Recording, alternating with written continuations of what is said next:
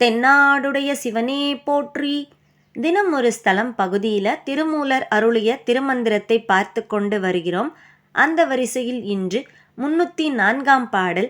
திருச்சிற்றம்பலம்.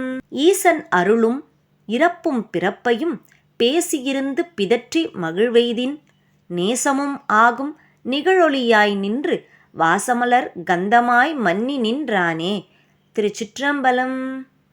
இப்பாடலின் பொருள், இறைவன் அருளால் வரும் இறப்பும் பிறப்பும் எப்படி வருகிறது என்று தனக்குள் பேசி கேள்வி கேட்டு பிதற்றி அந்த கேள்வி ஞானத்தால் பதில் கிடைக்கும் பேரின்பத்தில் திளைத்திருந்தால் வாசனை மிக்க மலர்களில் கலந்திருக்கும் நறுமணம் போல பேரொளியாய் திகழும் இறைவனும் நம்மோடு கலந்து நிற்பான் என்று திருமூலர் இப்பாடலில் குறிப்பிடுகிறார். இந்த பதிவு உங்களுக்கு பயனுள்ளதா இருக்கும் அப்படின்னு நம்புறோம். இது போல பதிவுகள் இன்னும் வேணும் அப்படின்னு நீங்க நினைச்சீங்கன்னா அதை கமெண்ட்ல சொல்லுங்க.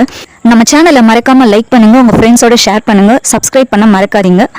மீண்டும் சந்திப்போம். திருச்சிற்றம்பலம்.